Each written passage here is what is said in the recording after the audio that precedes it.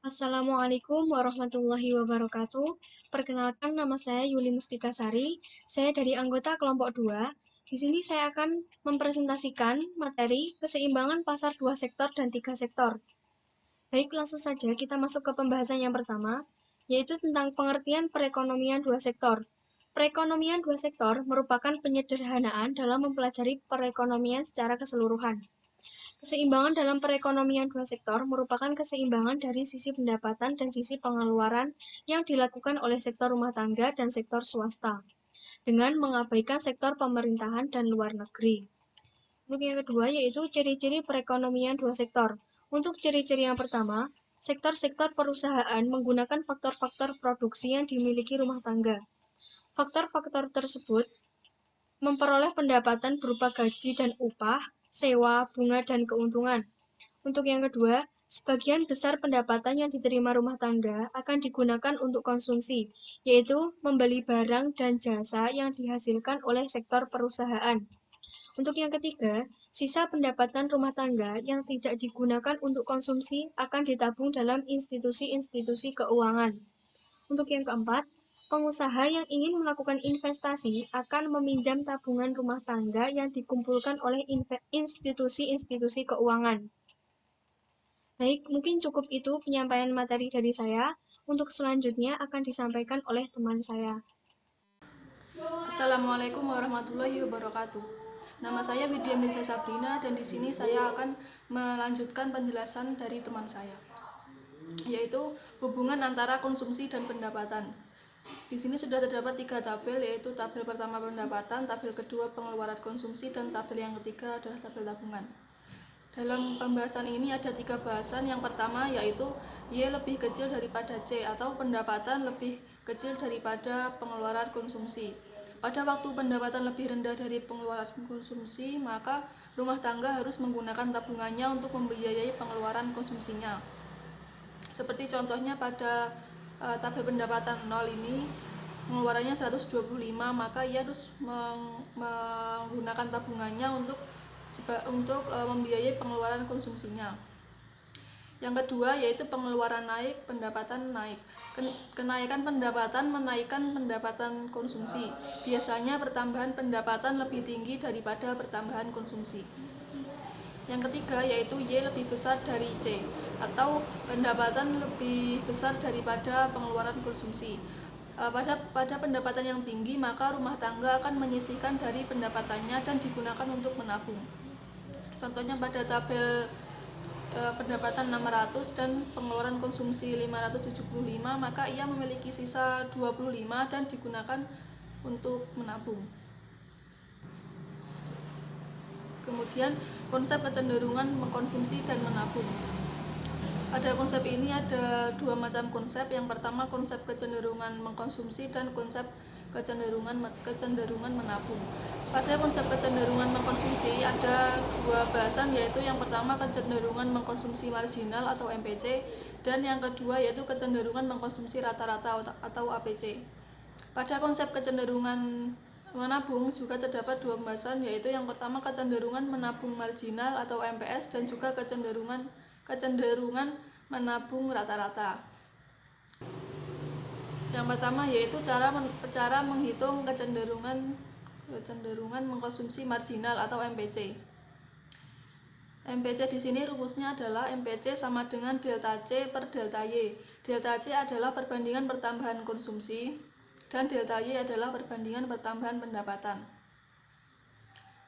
Contohnya ini dari tabel ini, tinggal dimasukkan MPC sama dengan delta C per delta Y. Delta C adalah 200 pengeluaran konsumsi ini dikurangi pengeluaran konsumsi yang lalu, yaitu 200 dikurangi 125 per delta Y. Delta Y nya pendapatan sekarang dikurangi pendapatan sebelumnya, yaitu 100 dikurangi 0. Hasilnya adalah 75 per 100 atau 0,75. Yang kedua adalah menghitung kecenderungan menabung marginal atau MPS. Rumusnya adalah MPS sama dengan delta S per delta Y. Delta S adalah perbandingan pertambahan tabungan dan delta Y adalah perbandingan pertambahan pendapatan. Delta S yaitu tabungan sekarang ini dikurangi tabungan sebelumnya, yaitu negatif 100 dikurangi negatif 125 per delta Y. Delta Y-nya sama seperti yang MPC tadi, yaitu 100 dikurangi 100 dikurangi 0 sama dengan 25 per 100 atau 0,25. Pada MPC dan MPS ini terdapat hubungan, yaitu jika jumlahnya mereka ini MPC dan MPS dijumlahkan maka akan menghasilkan 1. Pada contoh soal tadi yaitu 0,75 ditambah 0,25 sama dengan 1. Kemudian menghitung kecenderungan mengkonsumsi rata-rata atau APC. Rumusnya adalah APT sama dengan C per Y. C adalah pengeluaran konsumsi dan Y adalah pendapatan. APC sama dengan C per Y. C-nya adalah 200 dan Y-nya adalah 100, maka hasilnya adalah 2. Kemudian kecenderungan menabung rata-rata atau APS. Rumusnya adalah APS sama dengan S per Y. S adalah tabungan dan Y adalah pendapatan. S atau tabungan itu negatif 100 per Y. Y-nya adalah 100 sama dengan negatif 1. APC dan APS juga memiliki hubungan, yaitu jika jumlah APC dan APS dijumlahkan maka akan menghasilkan angka 1. Contohnya ini tadi setelah dihitung APC-nya adalah 2 dan APS-nya adalah negatif 1. Jika ditambahkan mereka akan memiliki hasil 1. Kemudian fungsi konsumsi dan tabungan. Fungsi konsumsi ini rumusnya adalah C sama dengan A ditambah B kali Y. A adalah pengeluaran konsumsi ketika Y sama dengan 0 dan B adalah hasil dari MPC. A adalah pengeluaran konsumsi atau C ketika Y sama dengan 0, berarti pengeluaran konsumsi ini ketika Y-nya 0 berarti konsumsinya ini 125. Berarti A 125 ditambah B adalah MPC. Tadi MPC-nya yaitu 0,75 dikali Y. Jadi hasil dari fungsi konsumsi adalah C sama dengan 125 ditambah 0,75 Y. Yang kedua adalah cara menghitung fungsi tabungan. Rumusnya yaitu S sama dengan negatif A ditambah dalam kurung 1 dikurangi B kali Y. A adalah pengeluaran konsumsi ketika Y sama dengan 0 dan B yaitu hasil dari MPC.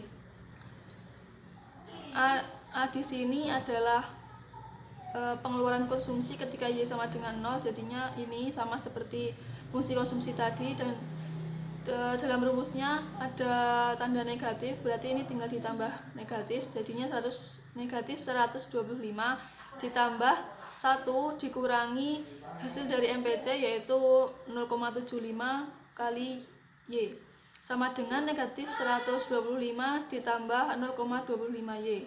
Jadi fungsi tabungannya yaitu S sama dengan negatif 125 ditambah 0,25 Y. Sekian penjelasan dari saya dan selanjutnya akan dijelaskan oleh teman saya. Assalamualaikum warahmatullahi wabarakatuh. Perkenalkan, nama saya Wahyu Widianingrum Amfri. Saya dari kelas Ekonomi Syariah E. Di sini saya akan mempresentasikan tugas dari mata kuliah dasar-dasar ekonomi dengan tema pengertian keseimbangan 3 sektor. Jadi pengertiannya yaitu perekonomian yang terdiri dari sektor rumah tangga, perusahaan, dan pemerintah. Dalam perekonomian ini disebut juga sebagai perekonomian tertutup karena kegiatan perekonomiannya berkecimpung hanya dalam negeri sendiri tanpa adanya kerjasama perdagangan dengan pihak luar. Dan selanjutnya yaitu ciri-ciri keseimbangan 3 sektor. Ciri-ciri keseimbangan 3 sektor diantaranya yaitu yang pertama, kegiatan perdagangan luar negeri masih diabaikan. Yang kedua, dalam analisis masih tetap dimisalkan kegiatan ekspor dan impor tidak dilakukan. Yang ketiga, dikenal dengan nama perekonomian tertutup karena ketiadaan perdagangan luar negeri. Sekian, terima kasih. Wassalamualaikum warahmatullahi wabarakatuh. Contoh dari keseimbangan pasar tiga sektor yang pertama adalah government expenditure yang dilambangkan dengan huruf G. Government expenditure adalah pengeluaran pemerintah yang langsung mendapatkan hasil dalam bentuk kinerja dari para pegawainya. Contoh ini dinyatakan dengan menggunakan rumus persamaan G sama dengan GO. Contohnya, yang pertama adalah pembayaran pegawai, yang kedua belanja barang peralatan kerja, yang ketiga belanja daerah, dan yang terakhir dana otonomi khusus. Yang kedua adalah government transfer, adalah pengeluaran dana pemerintah namun pemerintah tidak mendapatkan hasil secara langsung. Dinyatakan dengan rumus persamaan TR sama dengan TRO. Contohnya adalah pembayaran untuk beasiswa, pensiunan, dan sejumlah subsidi dan hibah. Yang ketiga adalah penerimaan pajak. Pajak adalah pungutan wajib yang harus dibayarkan kepada negara oleh orang pribadi atau badan. Berdasarkan tarif, pajak dibagi menjadi pajak tetap atau lump sum tax dan pajak proporsional atau built-in stabilizer. Pajak tetap adalah pajak yang besarnya tidak tergantung pada besarnya pendapatan. Pajak tetap dinyatakan dengan rumus TX sama dengan TO. Contohnya, bea materai sebesar Rp6.000 atau Rp3.000. Pajak proporsional adalah pajak dengan proporsi tertentu terhadap tingkat pendapatan. Pajak proporsional dinyatakan dengan rumus persamaan TX sama dengan TO plus TY. Contohnya, penerapan PPh pasal 21 yang dikenakan untuk pegawai dengan jumlah gaji di atas pendapatan tidak kena pajak atau PTKP. Assalamualaikum warahmatullahi wabarakatuh.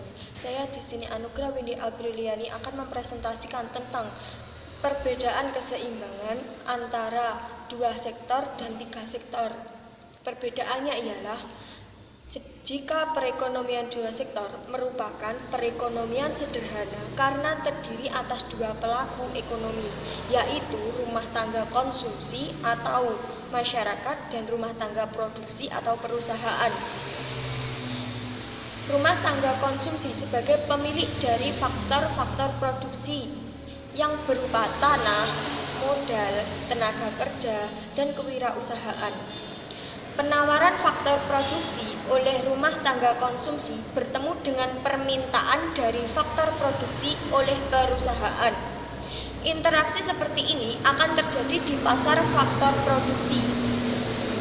Sedangkan perekonomian tiga sektor merupakan perekonomian yang terdiri dari rumah tangga konsumen atau masyarakat, rumah tangga produsen atau perusahaan, dan pemerintah. Pemerintah memiliki peran sebagai pengatur, produsen, dan juga sebagai konsumen. Banyak tidaknya peran pemerintah pada perekonomian itu sendiri tergantung pada sistem ekonomi yang dianut. Pada sistem ekonomi liberal, pemerintah memiliki peran yang sangat minimal, dan sistem ekonomi sosialis pemerintah berperan sangat dominan. Di negara Indonesia yang menganut sistem ekonomi campuran, pemerintah masih lumayan berperan.